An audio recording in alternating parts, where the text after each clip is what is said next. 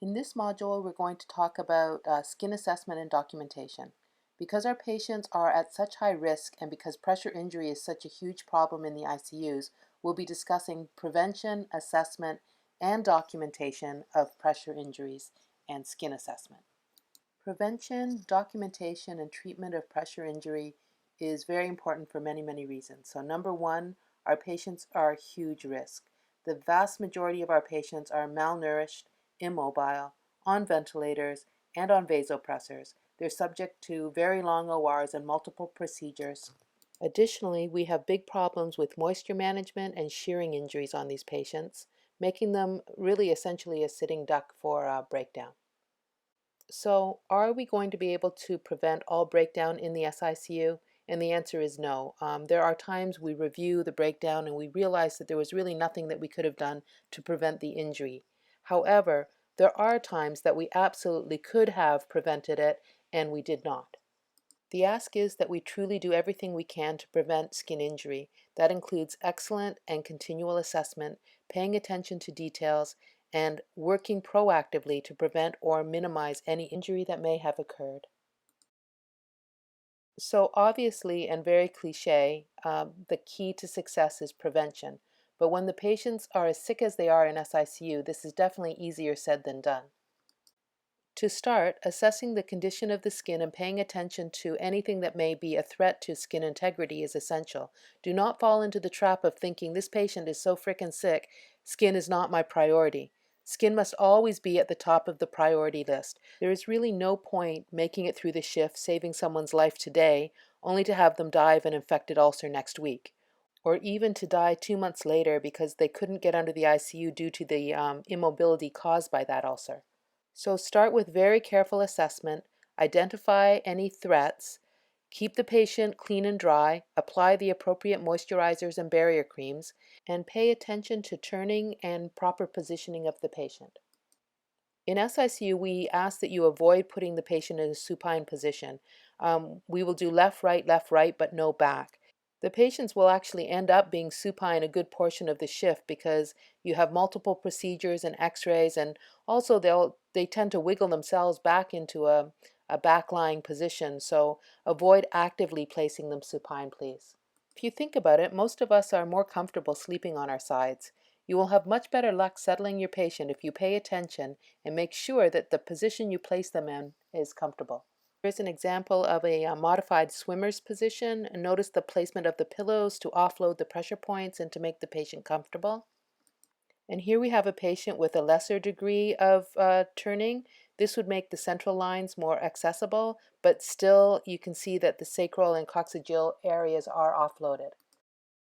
Okay, a word of advice. Always pay attention, no matter what position the patient is, to use pillows to offload the heels. Heels are very low-hanging fruit, and there's no excuse for us to get breakdown on our heels.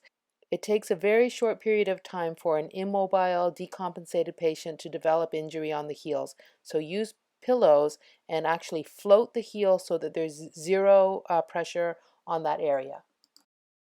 Many of the pressure injuries in SICU are device related. So NG tubes, tracheostomies, drains, ECMO cannulas, flotrons, and even monitor cables are all items that will pose threats to skin integrity. We are very particular about the way we secure our NG tubes in SICU. It's a technique that floats the tube away from the skin and helps avoid breakdown. Please make sure that you learn how to do that. Avoid tension on the endotracheal tube and NG tubes and drains. Pay attention to the phalange, make sure that it's not digging into the chest wall, and also ensure that we are removing the trach sutures after 7 to 10 days. Remove your flotrons and other devices every shift and check under them. Be creative to pad the drains and always avoid placing the patient directly on a drain. Whenever possible, we will use a sacral border foam dressing to pad the sacral area and to protect from shearing. So please check under it every shift. It's inexcusable to find a stage 2 or worse under one of these dressings, and it really means that somebody failed to check. When it comes to linen and lift sheets, it's very important to understand that less is better. Do not use more than 1 chucks under your patient. Do not layer. It's been proven that layers will increase the risk for breakdown. Also, change the chucks whenever it's damp or soiled. Keeping the patient clean and dry is a challenge, but it's essential. Urine, feces, and other drainage is extremely caustic to the skin, and it'll cause breakdown in no time at all. In SICU, we've made it mandatory for the patient to be turned at the change of shift. This gives the oncoming RN the opportunity to check out the back end of the patient, and for the offgoing RN to describe any issues that the patient might have in the skin department. Also mandatory every shift is the charting of the Braden scale. This is your actual risk assessment, and again, that is mandatory documentation every shift. So now back over to Lady, who will go over the charting for the integumentary system and pressure ulcer documentation. Skin. So as we have mentioned before, at change of shift, it is a must to go in with the nurse that was on shift and turn your patient. You want to look at that skin before the nurse leaves the shift. Why? Number one, 4 eyes are better than 2. Number 2, you want to make sure that nothing is lost in translation. You both want to be there to be able to assess the skin, to be able to hand off anything that the patient might have already had, to make sure that it's not looking worse since the last time the nurse looked at it, things like that. So go ahead, take advantage that you have that help. It has to be done. It's part of handoff. It is mandatory. So once you do that, documenting at 8 o'clock your skin assessment is extremely quickly. So you're going to go ahead and document an integumentary. You're going to document the skin description, the skin color, the temperature, the turgor, the moisture, the integrity. How does your mucous membranes look? Are they moist? Are they dry? So all these little details you're just going to go ahead and assess and document once a shift at 8. If you do have any type of incisions or wounds on your patient, you'll go ahead and add these to your documentation if they are brand new. If they've already been pre-existing, so you'll probably already see the section there. So anything that's added new, and you will start getting the hang of the fact that it will always go back to this little squared dynamic group. So get to know your little squared dynamic group, because most of the time if you don't find something, or you have to add a new chest tube or a new pressure ulcer or anything like that, you're going to go to the section and click on the little dynamic group and go ahead and fill out everything appropriately. So let's say, for example, here, if you have a cardiac patient, they just came out of surgery, you're going to document that midline incision. So if you go ahead and document that, you're going to pick chest, lateral, it's probably going to be in mid-sternal, so anything and everything that's pertinent to that wound. Once you do that, you'll have the section where you could go ahead and document a full skin incision assessment at 8 o'clock. Skin description could be normal, blotchy, ecchymotic, fragile, you could see hematomas, whatever is pertinent to your patient. Skin color, is it normal for their ethnicity? Are they jaundiced? We have a lot of liver transplant patients, so please fill it out accordingly. Skin temperature, this is generality, so for the most part, are they warm? Are they cold? Are they clammy? Their skin turgor, is it elastic? Moisture, are they diaphoretic? Are they clammy? Are they dry? Is the skin intact?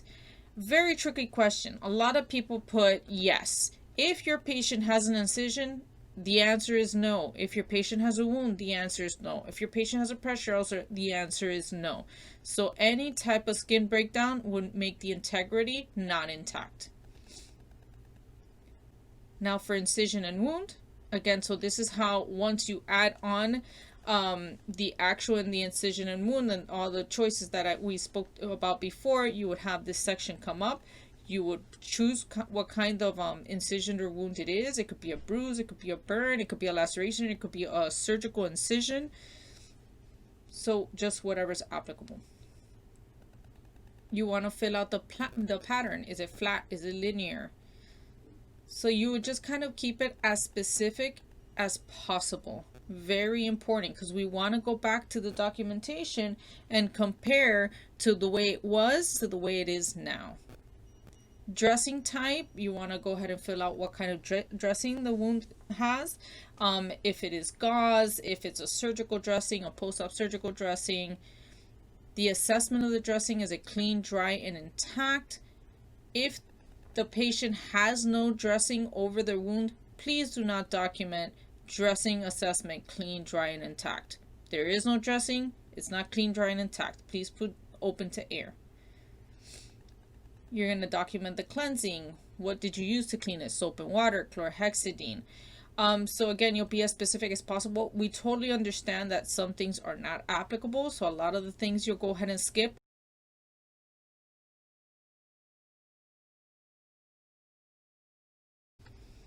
All right, pressure ulcers. Pressure ulcers, it's extremely similar to the skin. So you would just go ahead and, again, if it's brand new, include it with that little dynamic group and just pick its location, if it's either left or right of the patient, things like that. Once that is there, you could go ahead and chart in the actual section on the pressure ulcer. You also want to go ahead and chart Q-shift, your pressure ulcer prevention. For the most part, we use pillows to prevent pressure ulcers. We turn our patients left to right, so we reposition them, we get them out of bed to chair. You want to be specific to what kind of bed your patient's in. So once again, pressure ulcers are Q-shift as full and detailed as possible. Here it shows how to go document pressure ulcer prevention. So again, pillows. Is your patient out of bed and chair? Are they ambulating in the hall? Head of the bed, is it elevated? Are we repositioning the patient? So you pick anything that's applicable.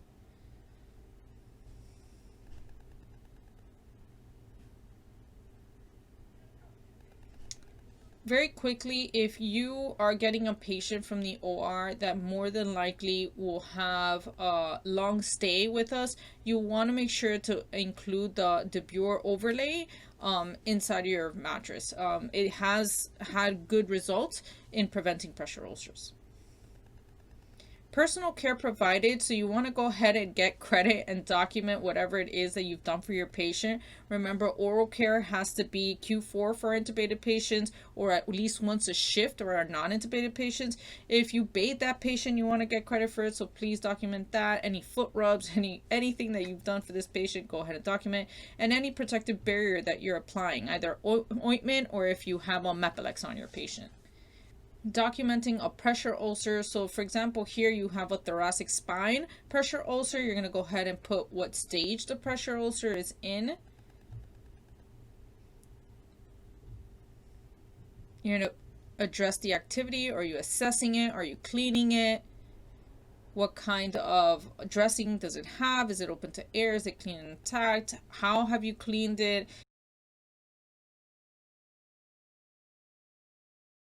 Of course, if anything ever changes, or if you go back and change a dressing at 12 or at 2 or whatever the case may be, you could go back to your charting and document then. In regards to pressure ulcers, if at any moment in time you do find a new pressure ulcer on your patient, there's a few things you need to do. Please let your charge nurse or your A&M know. You need to put in for a wound consult for your patient. You should take a picture and place in the chart, and send an email to Liz, Cindis, and the management group in order for us to be aware and follow up. Okay, a lot of information, right? Just want to reiterate a couple things. When a pressure injury is discovered, we insist that you notify management in real time. Here's an example of a text that we recently received. If the nurse had not done a good assessment on admission and picked this up, we would have been tagged as the unit where the injury occurred. So present on admission conditions need to be documented by an MD or a provider, and the insurance company do not accept any documentation from the RN. Now, if this injury deteriorates and required interventions like debridement, surgical debridement, insurance companies will not pay for the interventions because pressure injuries are deemed as never events. Hospitals are not reimbursed for any care that is related to a pressure ulcer that develops during the hospital stay. Furthermore, pressure injuries are a huge target for litigation and are reported publicly as indicators of nursing care for the institution. But of course, most importantly, pressure injuries are extremely painful for the patients. They increase the hospital stay, they increase the cost of hospitalization, and they really could play a huge part in determining the fate of our very fragile patients. So please be very observant, creative, and very proactive to do the very, very best we can to prevent these injuries in our patients.